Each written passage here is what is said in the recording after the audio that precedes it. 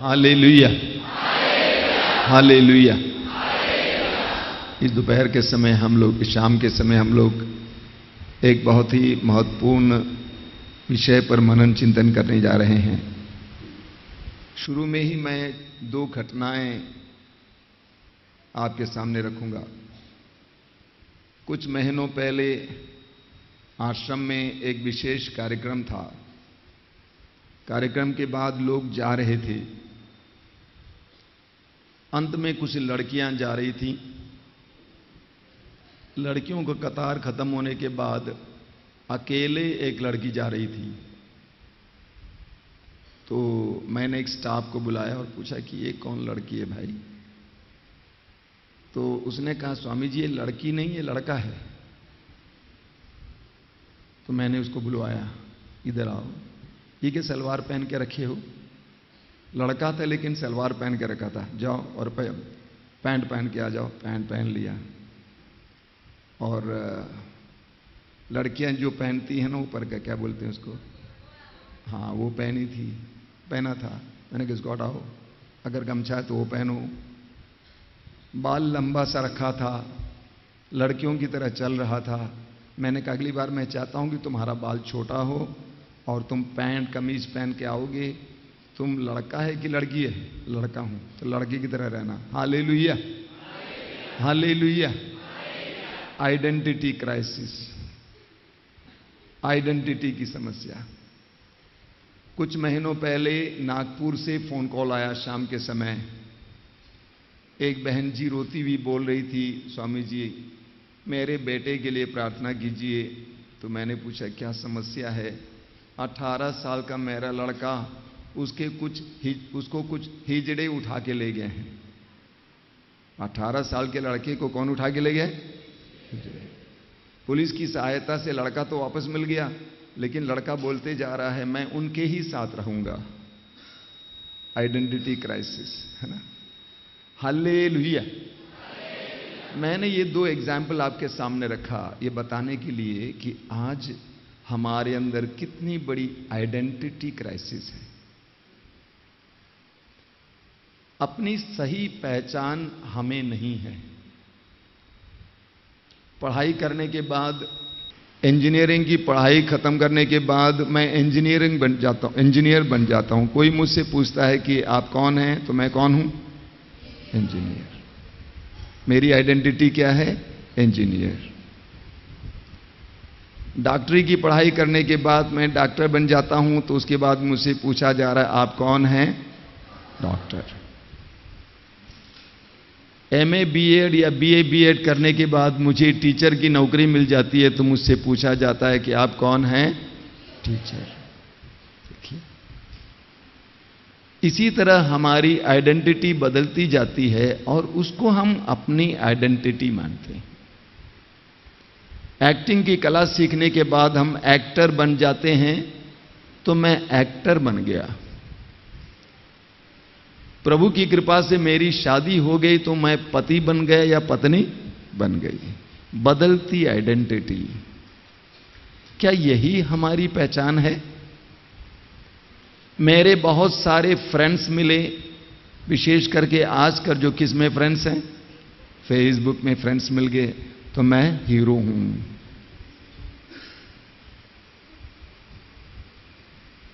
गलत, अधूरी, भ्रमित, अल्पकालिक पहचान, शॉर्ट लिव्ड आइडेंटिटी। और उस पहचान में कोई भी कमी आ जाती है, कोई तकलीफ आ जाती है, बाधा आ जाती है, जान तक देने के लिए तैयार हो जाना। बड़ी मुश्किल से एक्टर बन गया, लेकिन एक्टिंग करते समय मुझे सफलता नहीं मिलती है, तो यहां तक कि खुदकुशी करने के लिए तैयार हो जाना। तो हमारी आइडेंटिटी, हमारी पहचान खतरे में है। तो आज हम इस बात पर मनन करेंगे। सबसे पहले मेरी क्या पहचान है?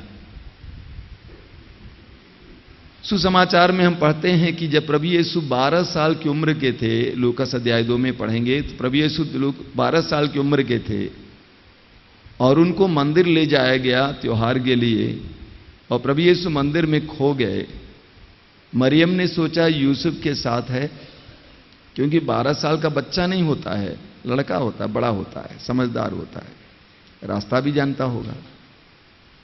यूसुफ ने सोचा मरियम के साथ होगा, दोनों ने सोचा रिश्तेदारों के साथ होगा, और सोचा कि हमारे पड़ोसियों के साथ होगा। चल पड़े। आगे बढ़ने पर पता चला कि यीशु खो गया है, और वे मंदिर में आए और उन्होंने देखा कि यीशु शास्त्रियों के बीच में बैठकर उनसे वार्तालाप कर रहे हैं, वाद विवाद कर रहे हैं। मरियम ने यीशु से पूछा कि बेटा, तुमने हमारे साथ ऐसा क्यों किया? तुम्हारा पिता और मैं कितने विह्वल होकर तुम्हें ढूंढ रहे थे। तो प्रभु यीशु ने एक जवाब दिया। क्या जवाब दिया, किसी को याद है? आपको मुझे ढूंढने की जरूरत ही क्या थी? कि आपको नहीं मालूम था कि मैं अपने पिता के भवन में होऊंगा। वंडरफुल। क्या आपको नहीं मालूम था कि मैं अपने पिता के भवन में होऊंगा? 12 साल की उम्र में यीशु ने ये जान लिया कि मैं ईश्वर का बेटा हूं। मैं यूसुफ का बेटा नहीं हूं, मैं मरियम का बेटा नहीं हूं, मैं ईश्वर का बेटा हूं। लूकस के सुसमाचार की अध्याय 3 उसके वाक्य 21 और 22 में आप पढ़ेंगे कि जब प्रभु यीशु 30 साल की उम्र में प्रभु यीशु बपतिस्मा ग्रहण करने के बाद प्रार्थना कर रहे थे, तो स्वर्ग खुल गया और आकाश से पवित्र आत्मा उन पर उतरा, और आगे लिखा हुआ है उन्हें ये आकाशवाणी सुनाई दी, पिता की वाणी सुनाई दी। क्या वाणी थी? तू मेरा प्रिय पुत्र है, मैं तुझसे अति प्रसन्न हूं। ये बहुत गंभीर बात है, इस पर हम मनन करेंगे।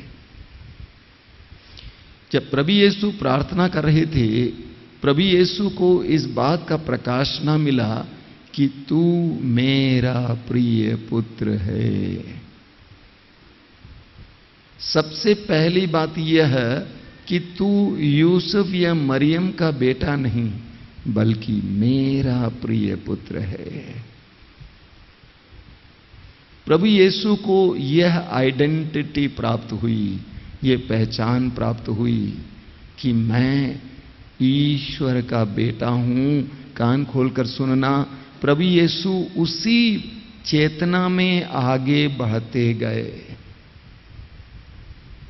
कभी कभी मैं प्रभु से सवाल करता हूं, 33 साल की उम्र में आपके साथ इतना ज्यादा अत्याचार हुआ, आप निरपराधी होते हुए भी आपके ऊपर ऐसा अपराध, ऐसा दोष मढ़ा गया जिसके लिए आपको इतना खतरनाक सजा दी गई, आप चुपचाप कैसे झेल पाए?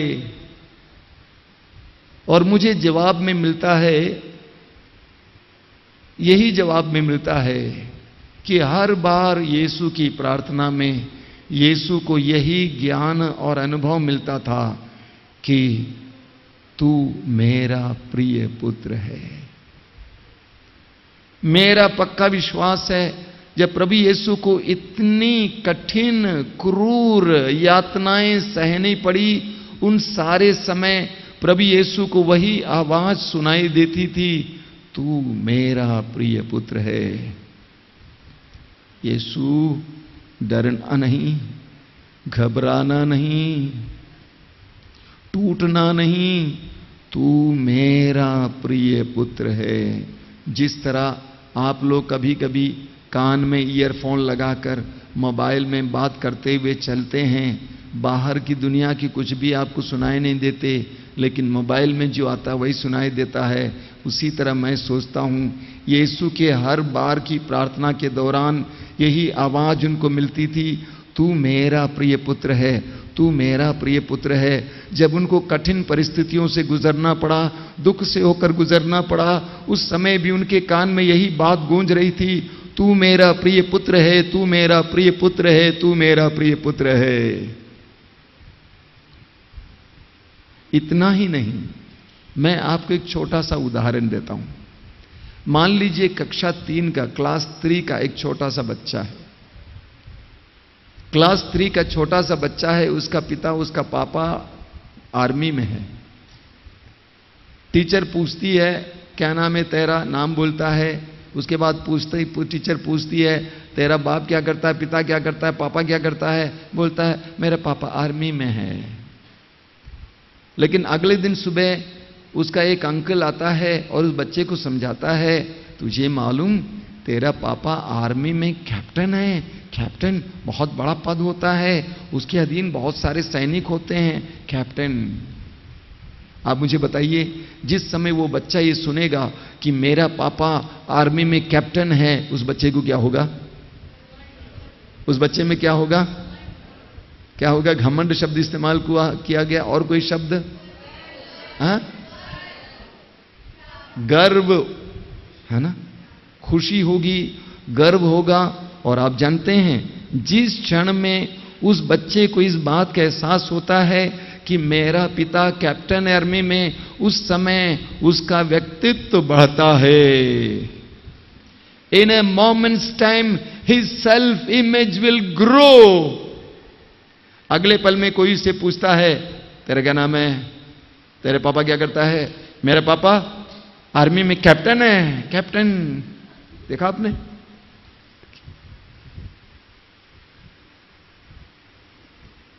जिस समय प्रभु यीशु को इस बात का एहसास हुआ कि मैं ईश्वर का पुत्र हूं, उस समय से यीशु बढ़ने लगे। एक छोटी कहानी सुनाऊंगा। स्वामी विवेकानंद ये कहानी बोला करते थे। कहानी इस प्रकार है, एक बार एक किसान जंगल गया, नहीं, एक बार कुछ भेड़ जंगल में चरने के लिए गए। भेड़ जंगल में चरने के लिए गए और उस समय एक शेरनी ने दूर से देखा। शेरनी बोलता हूं, ठीक है। और उसके गर्भ में बच्चा था और वो भेड़ों को दौड़ाती है और जाकर गिर जाती है और उसके गर्भ से बच्चा निकलता है। शेरनी वहीं मर जाती है। अगली बार जब भेड़ वहां पे आ जाती हैं, भेड़ देखती हैं कि छोटा सा शेर का बच्चा है। भेड़ बच्चे को उठा के ले जाती है। शेर का बच्चा भेड़ों के बीच में पलता रहा, बड़ा शेर हो गया। एक बार भेड़ों के साथ वह चरने के लिए जंगल गया था और दूर से एक शेर ने देखा भेड़ों को और इस शेर को। शेर को देखते ही सारी भेड़ें और शेर भाग गया बचने के लिए। और वह दूर से वो शेर चिल्लाने लगा, ए तू रुक जा, तू शेर है, शेर। उसने कहा नहीं मैं भेड़ हूं, और वो भाग गया। अगली बार फिर भेड़ और शेर चरने के लिए चले गए जंगल में। फिर वही शेर आया दौड़ के। उसने चिल्लाया, तू काहे दौड़ रहा है जी, तू शेर है, शेर है। उसने कहा नहीं मैं भेड़ हूं, भाग गया। तीसरी बार उस शेर ने सोचा कि मैं इस बार पकड़ के रहूंगा, और किसी हालत में उसने उसको पकड़ लिया और कहा कि तू काहे भाग रहा था, तू तो शेर है मेरी तरह, आजा मैं दिखाता हूं। और उसको ले गया और एक तालाब के पास ले गया। तालाब में बहुत पानी था। ये शेर यहां खड़ा है, दूसरा यहां खड़ा है, डरे डरे। उसने कहा देख, ये देख मेरी शक्ल और ये तेरी शक्ल, तू शेर है, शेर। उस समय वो पहली बार गरज उठा, मैं शेर हूं।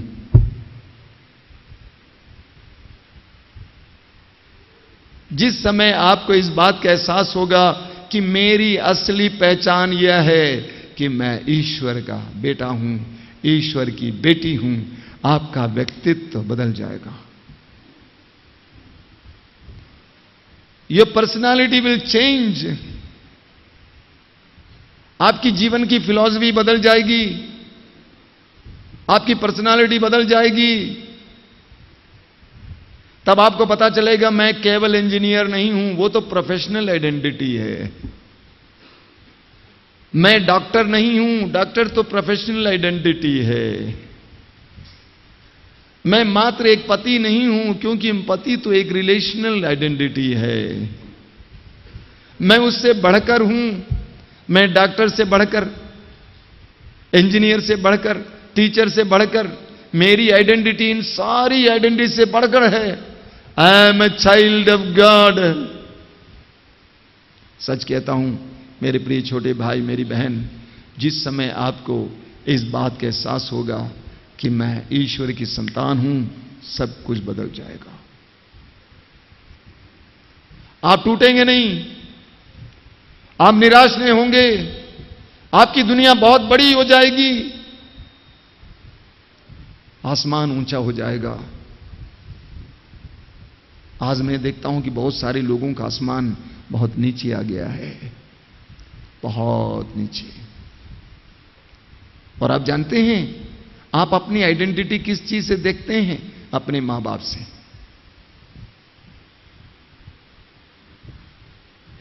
आप सोचते हैं मैं फलाने का बेटा हूं, मैं डुंगड़ू का बेटा हूं, मैं डोनसा का बेटा हूं, चाको का बेटा हूं, मथाई का बेटा हूं, लूकस का बेटा हूं।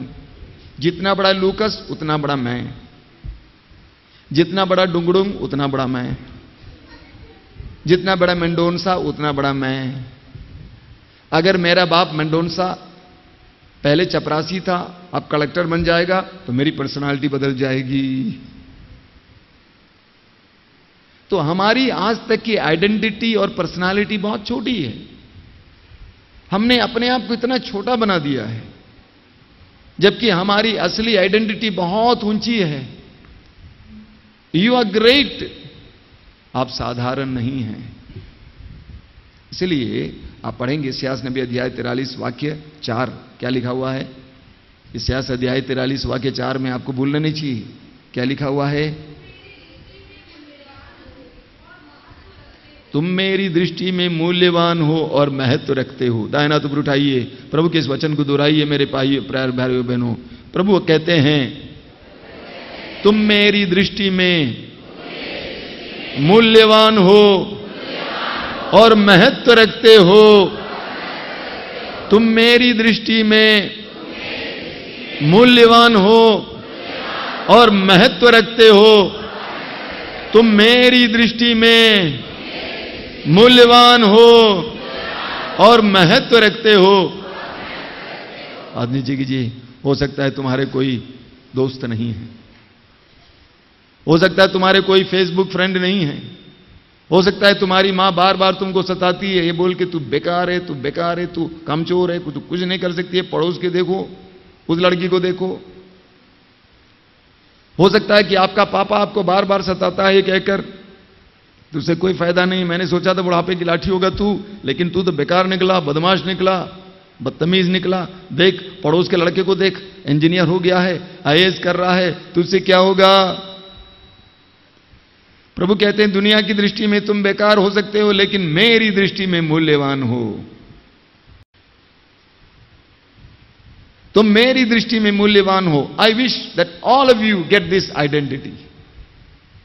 एक नई आइडेंटिटी, एक नई पहचान, जो प्रोफेशनल आइडेंटिटी नहीं है, जो रिलेशनल आइडेंटिटी नहीं है, बल्कि एक ऐसी पहचान जो वास्तविक आइडेंटिटी है, जो ओरिजिनल आइडेंटिटी है, जिसकी नींव सर्वशक्तिमान ईश्वर है, जिसका स्रोत सर्वशक्तिमान ईश्वर है। अगर आपके अंदर ये आइडेंटिटी आ जाएगी, आप कभी निराश नहीं होंगे, आप कभी उदास नहीं होंगे, आप कभी टूटेंगे नहीं, क्योंकि आपको इस बात का एहसास है कि मैं प्रभु का, ईश्वर का बेटा हूं, ईश्वर की बेटी हूं, ईश्वर मेरा पिता है। Hallelujah, hallelujah, hallelujah. यीशु की स्तुति हो, यीशु को धन्यवाद। तो मैं देखता हूं कि अक्सर हमारी ये आइडेंटिटी, ये पहचान हम अभी तक हम पहचाने नहीं हैं। दूसरी आइडेंटिटी है, वो है हमारी मसीही आइडेंटिटी, क्रिश्चियन आइडेंटिटी, मसीही पहचान। पेतरुस का पहला पत्र अध्याय 2 वाक्य 9, कोई पढ़ें? पेतरुस का पहला पत्र अध्याय 2 वाक्य 9, जोर से पढ़ना।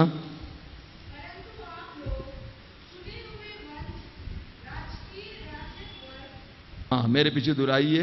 परंतु आप लोग चुने हुए वंश, राजकीय याजक वर्ग, पवित्र राष्ट्र तथा ईश्वर की निजी प्रजा हैं, जिससे आप उसके महान कार्यों का बखान करें।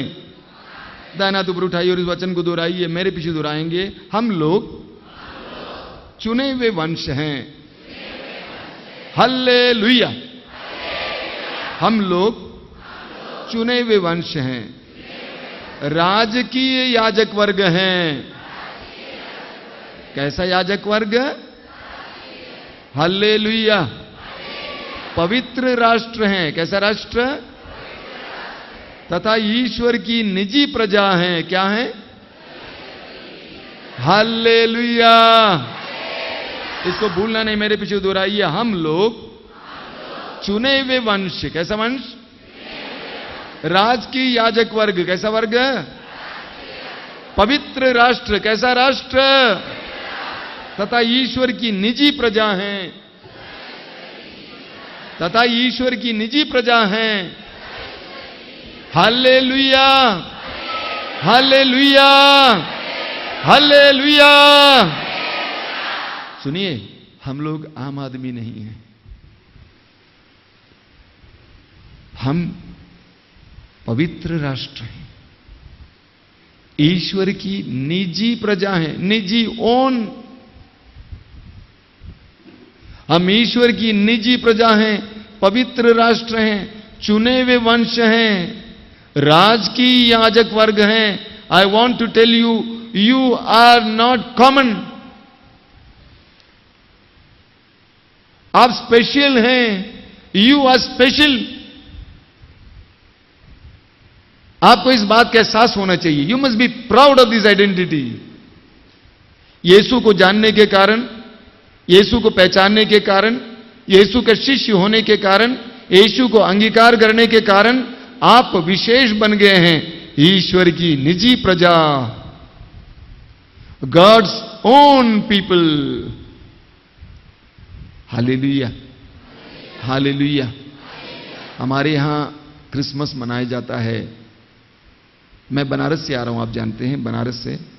बनारस में मातृधाम आश्रम है। मातृधाम आश्रम में हजारों की संख्या में लोग इकट्ठे होते हैं। अधिकतर नॉन क्रिश्चियंस, 99%। हर रविवार को कम से कम 2-3 हजार लोग आते हैं और हर महीने के दूसरे शनिवार को कम से कम 8-10 हजार लोग आते हैं और सभी 99% नॉन क्रिश्चियंस। हमारे लोग अपने अपने गांवों में क्रिसमस मनाते हैं। 24-25 को नहीं, अन्य दिन भी मनाते हैं। 2-3 सप्ताह के लिए क्रिसमस समारोह होता है और हम लोग गांव-गांव जाते हैं।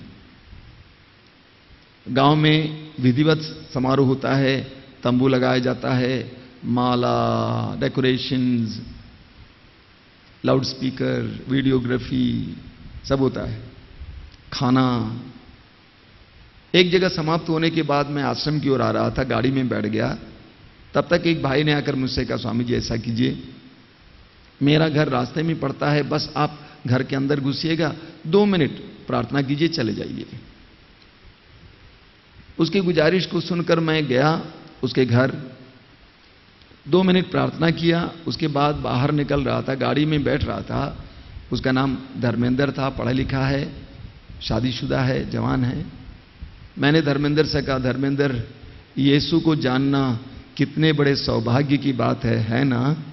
मैंने सिर्फ इतना ही पूछा, धर्मेंद्र फूट फूट कर रोने लगा। बनारस में पिछले 25 सालों से, विशेष करके 22 साल से गैर ईसाइयों के बीच काम करते समय मुझे इस बात का एहसास हुआ, एक विश्वासी होने का गर्व क्या है। मैं ये महसूस करने लगा कि मेरी बुलाहट कितनी कीमती है, कितना महान है। आज मैं अपने मां बाप के लिए, हालांकि वे जिंदा नहीं हैं, उनके लिए धन्यवाद देता हूं कि आपने मुझे एक ईसाई परिवार में जन्म दिया। और मुझे एक ईसाई पहचान दी। मैं अन्य लोगों की तरफ भटकूंगा नहीं, मुझे भटकने की जरूरत नहीं है। मुझे एक निश्चित मार्ग मिल गया, मुझे एक निश्चित सत्य मिल गया, मुझे जीवन का एक स्रोत मिल गया। हो कितनी बड़ी बात है। एक बार हमारे यहां संडे को प्रार्थना सभा के बाद साक्षी के लिए मौका दिया जाता है, तो बहुत सारे लोग मंच पे दौड़ के आते हैं।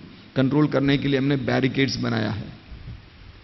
एक औरत मंच पे आई, कई साल पहले की बात है, मंच पे आकर साक्षी सुनाने के बाद मुझसे कहा कि स्वामी जी एक छोटा सा गीत गाना चाहती हूं प्रभु के बारे में। मैंने कहा समय नहीं, इतनी बड़ी भीड़ खड़ी है, आप कैसे कर सकते हैं।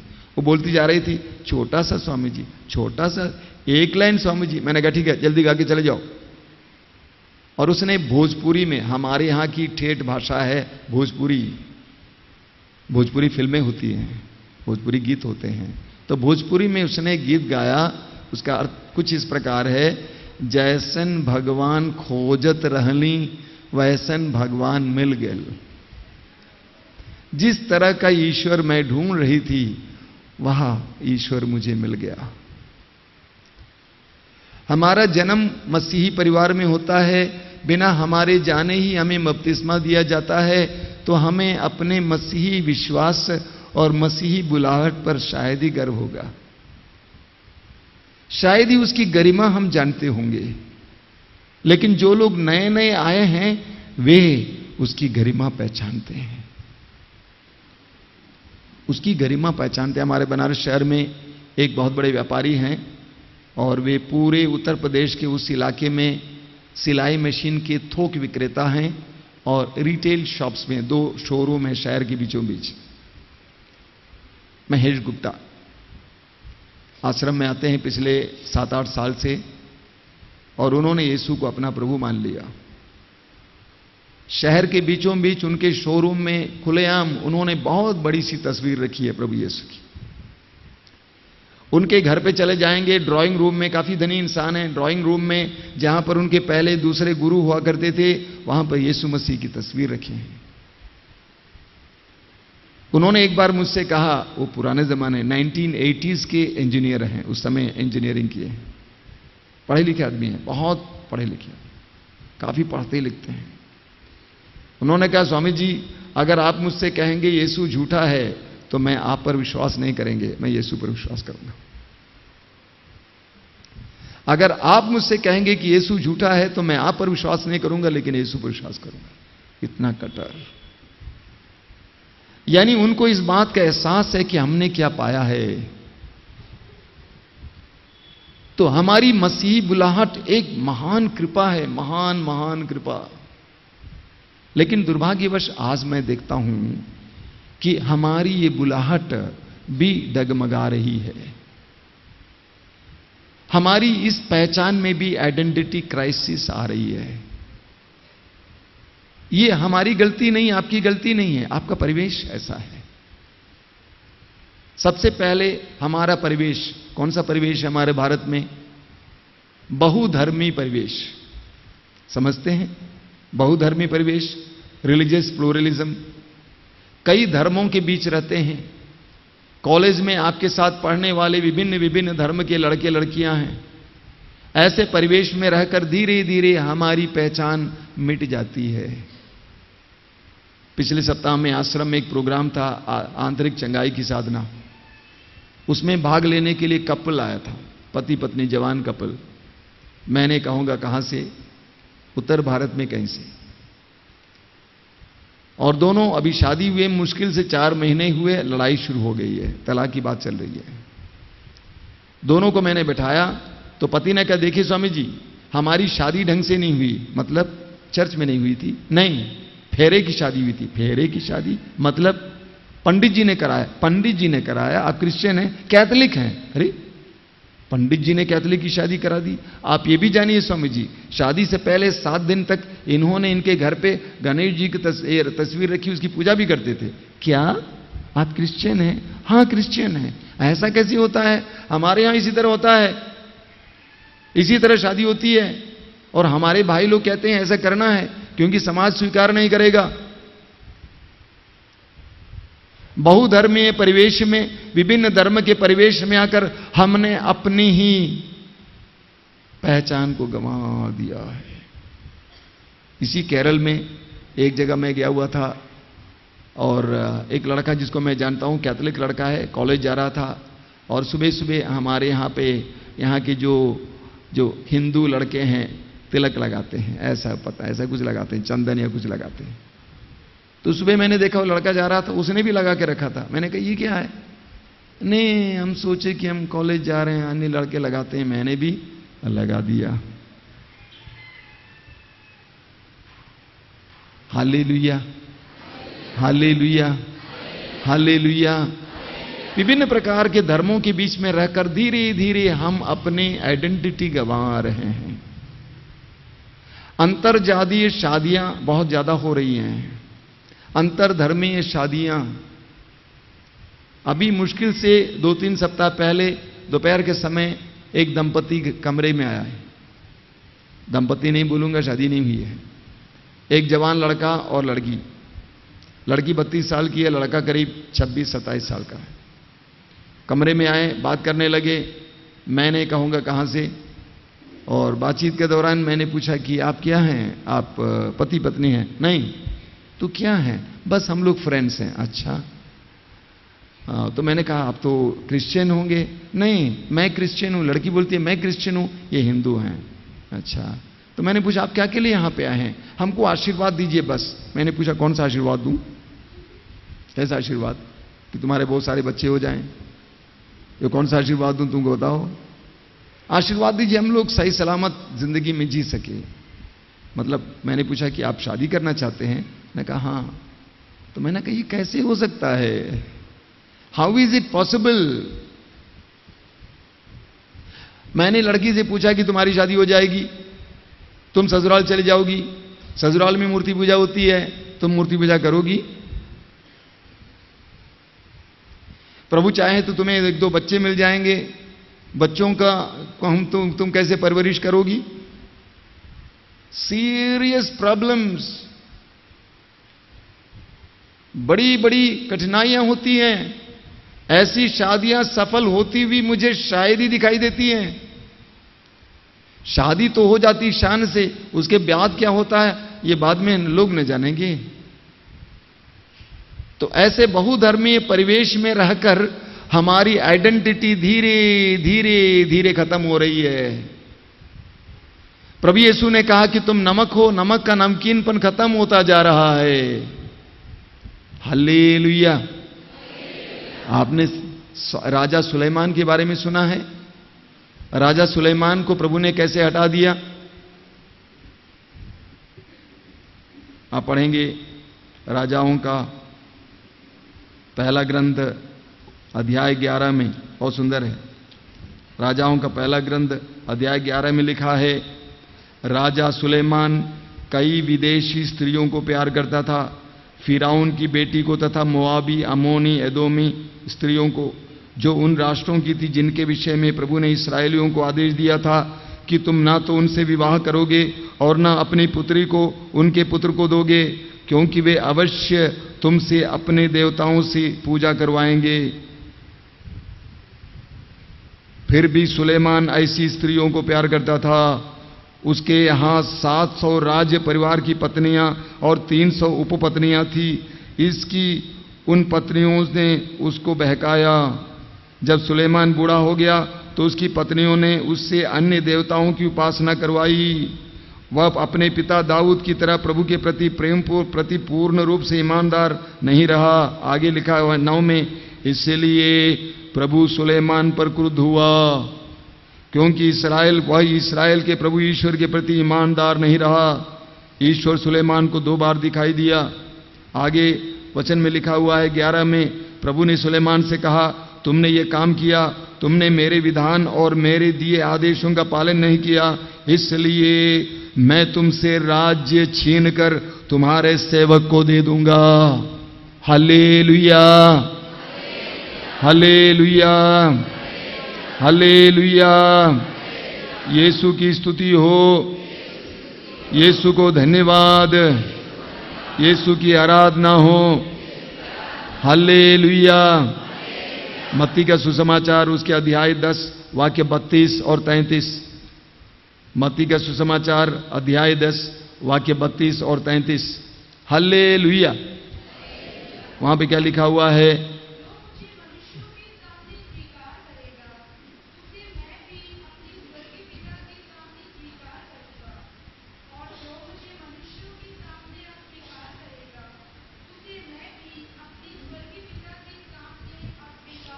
और एक बार पढ़िए। जो मुझे मनुष्यों के सामने स्वीकार करेगा उसे मैं भी अपने स्वर्गीय पिता के सामने स्वीकार करूंगा, और जो मुझे मनुष्यों के सामने अस्वीकार करेगा उसे मैं भी अपने स्वर्गीय पिता के सामने अस्वीकार करूंगा। Hallelujah, hallelujah. जरा जरा लाभ के लिए हम कैसे यूदस इस्करियोती की तरह यीशु का तिरस्कार करते हैं। एक लड़के के प्यार के लिए, एक लड़की के प्यार के लिए कैसे हम आसानी से अपने प्रभु मुक्तिदाता का तिरस्कार करते हैं। प्रभु कहते हैं, जो लोगों के सामने मुझे स्वीकार करेगा मैं उसे पिता के सामने स्वीकार करूंगा, और जो मैं लोगों के सामने मेरा अस्वीकार करेगा मैं भी उसे अपने स्वर्गीय पिता के सामने अस्वीकार करूंगा। कोरिन्थियों का पत्र उठाएंगे। कोरिन्थियों का दूसरा पत्र अध्याय 6 वाक्य 14। कोरिन्थियों का दूसरा पत्र अध्याय 6 वाक्य 14। आप लोग अविश्वासियों के साथ बेमेल जुए में मत जुतें। हालेलुया। मेरे पीछे दोहराइए। प्रभु का वचन कहता है, आप लोग अविश्वासियों के साथ बेमेल जुए में मत जुतें। धार्मिकता का अधर्म से क्या, ज्योति का अंधकार से क्या संबंध। Hallelujah, hallelujah. यीशु की स्तुति हो, यीशु को धन्यवाद। तो पहला कारण यह है कि हमारे मसीही आइडेंटिटी, पहचान खत्म होती है क्योंकि हम अलग अलग धर्म के लोगों के साथ रहते हैं। विशेष करके जब आप कॉलेज में पढ़ते हैं, ऑफिसों में काम करते हैं, अपने मसीही व्यक्तित्व को, अपने मसीही पहचान को बरकरार रखना, बनाए रखना, लोगों के सामने प्रकट करना कितना कठिन होता है। लेकिन जो उसको प्रकट करता है, ये नहीं कि दूसरों को कंडेम करना, लेकिन जो प्रकट करता है प्रभु यीशु पिता के सामने, आपके लिए भी लज्जित नहीं होंगे। Hallelujah, hallelujah, hallelujah. दूसरी चीज जो हमारी पहचान को खत्म कर देती है वो है भौतिकवाद। भौतिकवाद, सांसारिकता, भोग विलास। आज भौतिकवाद का बोलबाला है। सांसारिकता, पैसा, ऐश आराम, मनोरंजन, ये हमें टेक ओवर कर रहा है। और भौतिकवाद के लिए, अर्थात पैसा कमाने के लिए, धन कमाने के लिए लोग को क्या नहीं करते हैं। सुसमाचार में हम पढ़ते हैं प्रभु यीशु के 3 प्रलोभन हुए। क्या क्या प्रलोभन था? एक था प्रलोभन, शैतान ने प्रभु से क्या कहा? इन पत्थरों को रोटी में बदल दो, इन पत्थरों को रोटियों में बदल दो। लेकिन प्रभु यीशु ने उस प्रलोभन का अर्थ समझाया। क्या अर्थ है? प्रभु यीशु ने कहा, लिखा है, मनुष्य से केवल रोटी से ही नहीं जीता है बल्कि परमेश्वर के मुख से निकलने वाले हर एक शब्द से जीता है। यानी शैतान ये प्रेरित कर रहा था कि पत्थरों को रोटी बनाकर उसे खा ले। यानी एक प्रलोभन आधुनिक मनुष्य के लिए है। वो क्या है? रोटी के लिए ही जीना, शरीर के लिए ही जीना, शरीर को खिलाना, शरीर को पिलाना, शरीर को खुश करना, शरीर की आवश्यकताओं की पूर्ति करना, शरीर को सुंदर बनाना, शरीर को सजाना। बॉडी सेंटर्ड लाइफ, एक बहुत बड़ा प्रलोभन है आधुनिक इंसान के लिए बॉडी सेंटर्ड लाइफ, यानी शरीर केंद्रित जीवन। दूसरा क्या प्रलोभन था? प्रभु यीशु को शैतान मंदिर की ऊंचाई तक ले जाता है और कहता है कि कूदो, क्योंकि लिखा है स्वर्गदूत तुम्हारी रक्षा करेंगे। और प्रभु यीशु ने कहा, वास्तव में वहां पे प्रलोभन क्या था? अपने प्रभु ईश्वर की परीक्षा मत लो। आधुनिक इंसान ईश्वर की सहन शक्ति की परीक्षा ले रहा है। ईश्वर दया पर दया करता जा रहा है।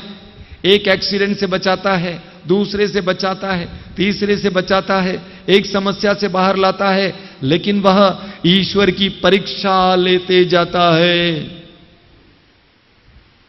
ईश्वर की सहन शक्ति की परीक्षा लेते जाता है। एक बहुत बड़ा प्रलोभन है। तीसरा प्रलोभन क्या था? शैतान यीशु को एक पहाड़ के ऊपर ले जाता है और सारा वैभव दिखाता है और कहता है कि ये सारा वैभव मेरा है, मेरी आराधना करो और तुम्हें मिल जाएगा। आधुनिक इंसान के सामने भी यही प्रलोभन आता है। शैतान कहता है कि मेरी आराधना करो, तुम्हें यह सब मिल जाएगा। जरा सा नियम का पालन तोड़ना, थोड़ा सा टेढ़ा हो जाना, सांसारिक वैभव पाने के लिए टेढ़ा हो जाना, कानून को तोड़ना, झूठ बोलना, चोरी करना, घूस लेना, शैतान मनुष्य को प्रलोभन देते रहता है।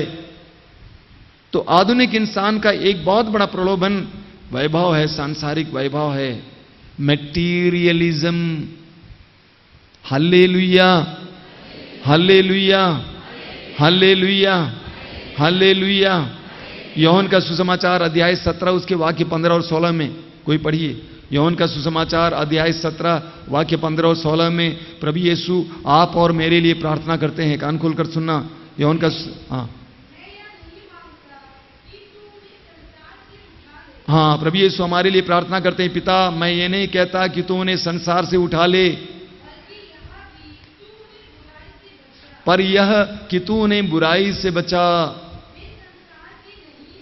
वे संसार के नहीं हैं, जिस तरह मैं भी संसार का नहीं हूं। कान खोलकर सुनना। प्रभु यीशु ने आप और मेरे लिए दुआ की कि हे पिता, वे इस संसार में हैं, लेकिन उन्हें संसार की बुराई से बचा। एक छोटा सा उदाहरण देता हूं। एक नाव पानी में होती है, नाव पानी में होती है और पानी में ही रहती है, लेकिन नाव के अंदर पानी अंदर घुस जाए तो क्या हो जाएगा? नाव का डूब जाएगा।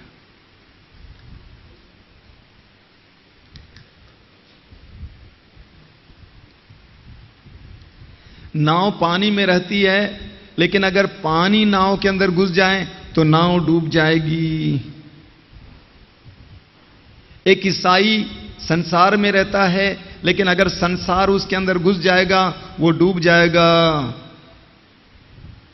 एक विश्वासी परिवार इस संसार में रहता है, लेकिन अगर उसके अंदर संसार घुस जाएगा तो वो परिवार डूब जाएगा।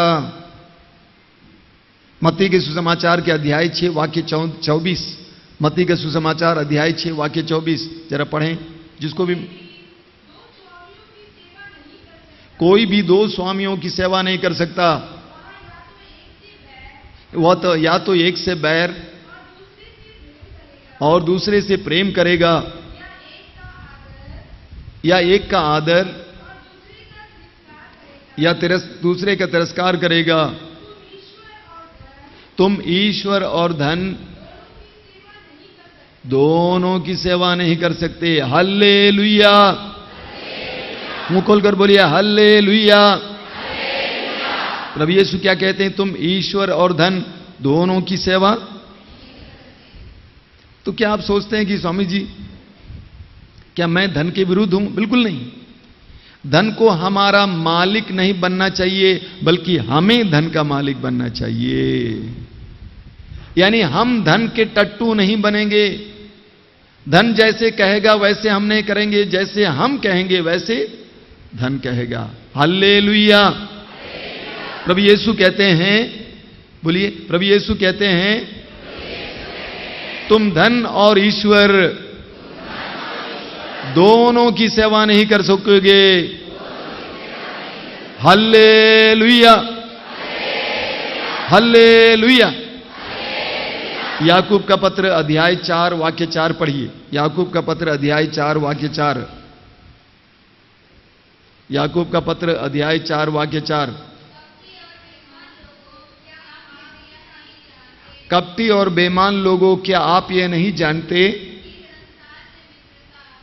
कि संसार से मित्रता रखने का अर्थ है ईश्वर से बैर करना। जो संसार का मित्र होना चाहता है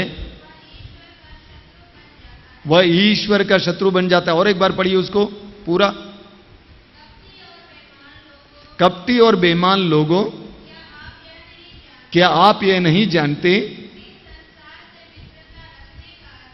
कि संसार से मित्रता रखने का अर्थ है ईश्वर से बैर करना। जो संसार का मित्र होना चाहता है वह ईश्वर का शत्रु बन जाता है। Hallelujah, hallelujah. आप लोगों के मन में ये सारी बातें बिल्कुल स्पष्ट होनी चाहिए, एकदम स्पष्ट। कुछ लोग यहां उड़ीसा से आए हैं, कटक जाता हूं। कटक में एक भाई जी हैं जो डीएसपी थे, deputy superintendent of police, Upendra भाई। उन्होंने समय से पहले ही रिटायरमेंट ले लिया, वॉलंटरी रिटायरमेंट। और उन्होंने कहा कि मैं अपने कार्यकाल में पुलिस था, अपने कार्यकाल में फादर जी आप विश्वास करेंगे एक नया पैसा घूस नहीं लिया। उन्होंने अपने को संसार से बचा के रखा। नतीजा 2 बेटे, सोने जैसे बेटे। Hallelujah, hallelujah. आप पढ़ लिख कर कल अफसर बन जाएंगे। मेरी एक बेटी जैसी लड़की है, बहुत गरीब लड़की, दिल्ली में आईएएस की तैयारी कर रही है। अब इसी महीने में उसकी परीक्षा भी है। वो बोलती है स्वामी जी मैं पैसा कमाने नहीं गई हूं, मैं भी समाज के लिए और रोगियों दुखियों के लिए कुछ करना चाहती हूं, मैं दिखाना चाहती हूं। हालांकि वो अभी विश्वासी है, बपतिस्मा प्राप्त नहीं है। वो बताती है कि मैं दिखाना चाहती हूं यीशु की शिष्या होते हुए मैं कैसे संसार में इस तरह का कार्य कर सकती हूं। एक जवान लड़की है, डिप्टी कमिश्नर गोरखपुर से शायद कोई आया होगा, बहुत अच्छी लड़की। अभी हाल में वो डिप्टी कमिश्नर बनी है, हिंदू लड़की है, बिहार की। आई थी 2 बार आश्रम में। उसकी बातों से मैं इतना प्रभावित हो गया। उसने कहा मेरे जीवन में तब परिवर्तन आया जब मेरा एक क्लासमेट था, वो कहीं पे इसी तरह कमिश्नर है। उसने मुझसे पूछा अपने भविष्य के बारे में, तो मैं अपना सपना बता रही थी। तो उसने कहा कि भाई अगले जीवन के लिए भी कुछ कमाइए, अगले जीवन के लिए भी कुछ कमाइए। इस बात ने इस लड़की को बदल डाला। अभी वो गरीबों की सेवा करना चाहती है, गरीब लड़कियों की मदद करना, कैरियर में लोगों की मदद करना। और मुझसे कहती है आप बोलिए ना, फोन कीजिए, जब भी कोई आवश्यकता होगी बता देना, इस तरह के कार्य के लिए मैं आ जाऊंगी। एक विश्वासी होते हुए जब आप संसार में उतरेंगे, आपको यह प्रकट करना है कि I am a disciple of Jesus Christ. Ranchi में मेरी एक बेटी है, वो बहुत बड़े पद की है, अभी हमेशा फोन करती रहती है। वो बोलती है कि कैसे कागज उसके टेबल से होकर नहीं जाते हैं, तब भी वो स्वीकार कर लेती है, क्योंकि जिन टेबलों से जाते हैं वहां पे उन लोगों को पैसा मिल जाता है। उनके टेबल को बाईपास कराने का प्रयास करते हैं लोग, लेकिन तब भी वो अड़िग है कि मैं संसार में ये काम कर रही हूं सिर्फ पैसा कमाने के लिए नहीं, बल्कि मेरा एक उद्देश्य है। हालेलुया। याकूब कहता है बेईमान और कपटियों, तुम नहीं जानते कि संसार से मित्रता का मतलब ईश्वर से दुश्मनी है। जो संसार से मित्रता रखना चाहता है वो ईश्वर से दुश्मनी मोल लेता है। हमारे मसीही पहचान बिल्कुल बराबर रहना चाहिए। हमारे देश में बहुत सुंदर सुंदर अफसर रहे हैं, अभी भी हैं, आप जानते हैं। सुप्रीम कोर्ट में एक चीफ जस्टिस हैं, कौन है? डॉक्टर कुरियन। क्या क्रिश्चियन है, फर्स्ट क्लास क्रिश्चियन। लोग मानते हैं, जस्टिस हैं सुप्रीम कोर्ट के मुख्य 5 जस्टिस में एक। देखिए, हमारे मुंबई के, मैं उनका, रेबोयरा साहब बहुत बड़े पुलिस अफसर थे, कौन नहीं जानता उनको। Hallelujah, hallelujah. यूहन्ना का पहला पत्र अध्याय 5 वाक्य 15 और 16। यूहन्ना का पहला पत्र अध्याय 5 वाक्य 15 और 16।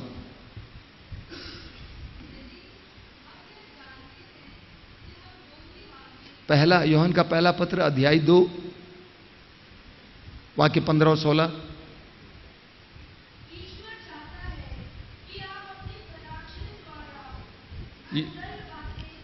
हालेलुया, यीशु की स्तुति हो। यूहन्ना का पहला पत्र अध्याय, हाँ पढ़िए।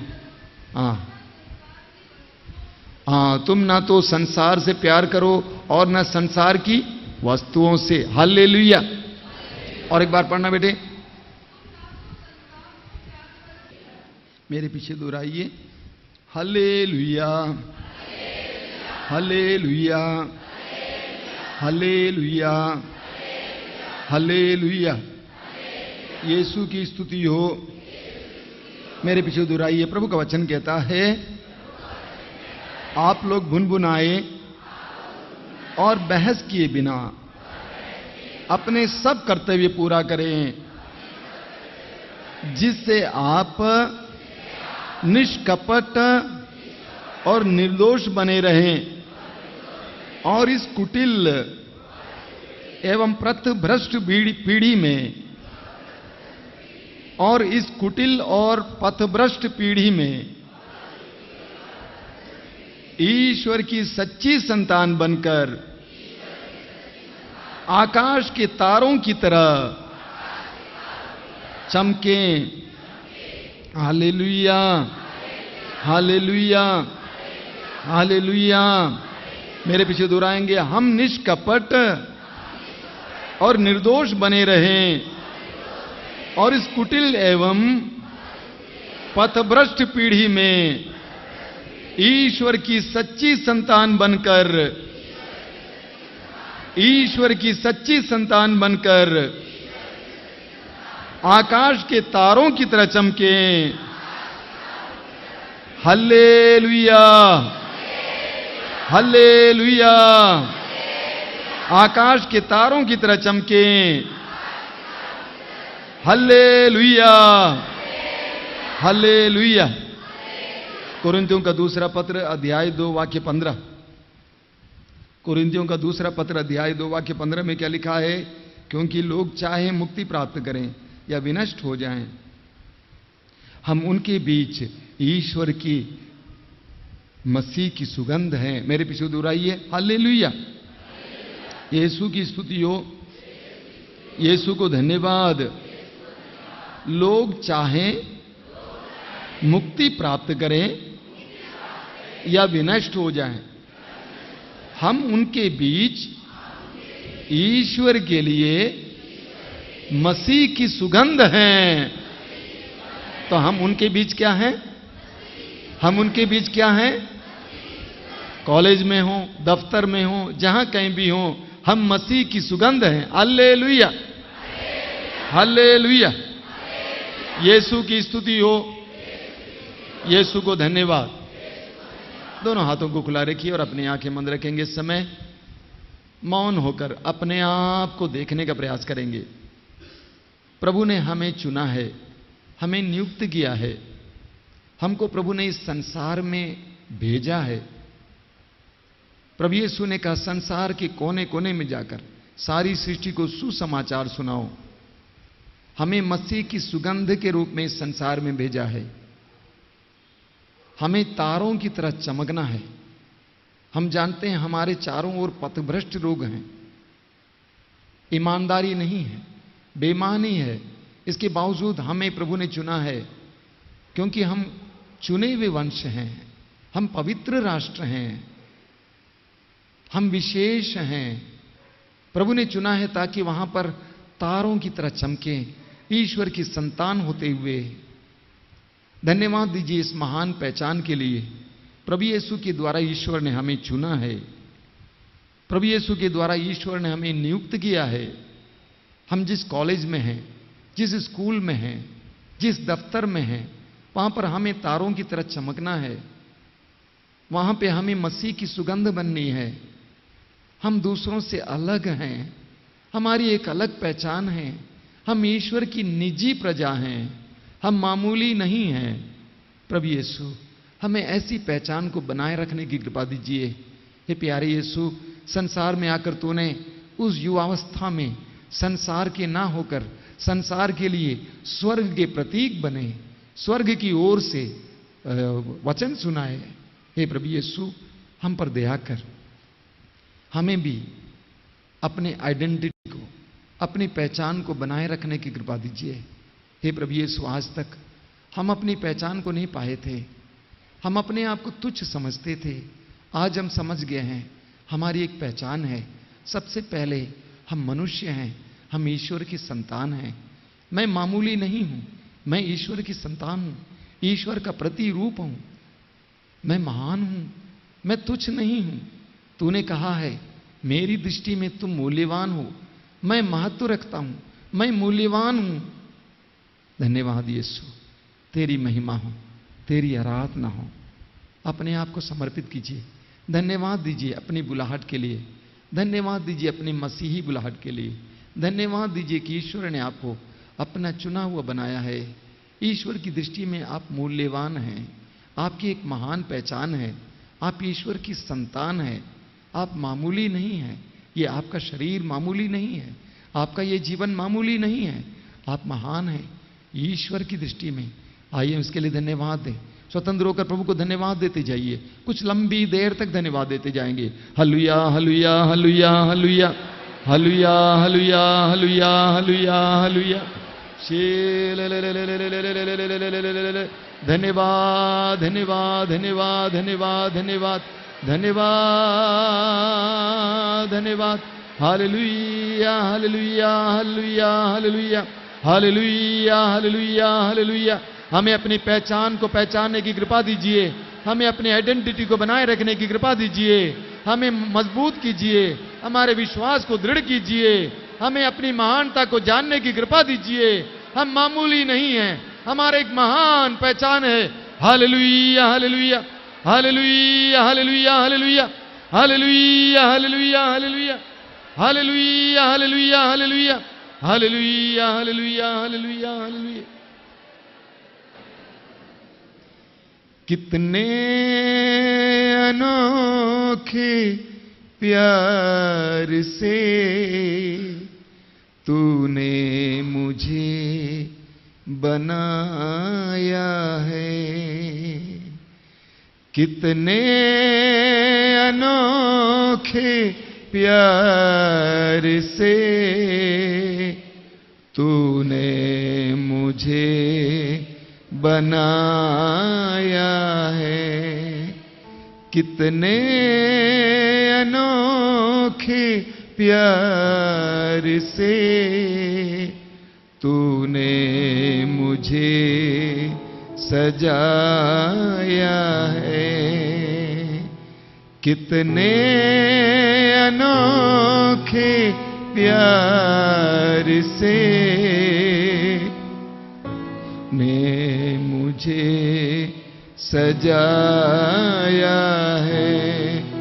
मेरे पिता मेरे पिता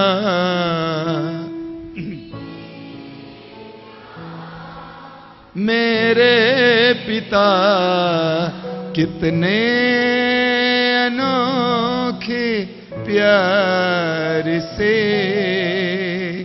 तूने मुझे बुलाया है। कितने अनोखे प्यार से तूने मुझे बुलाया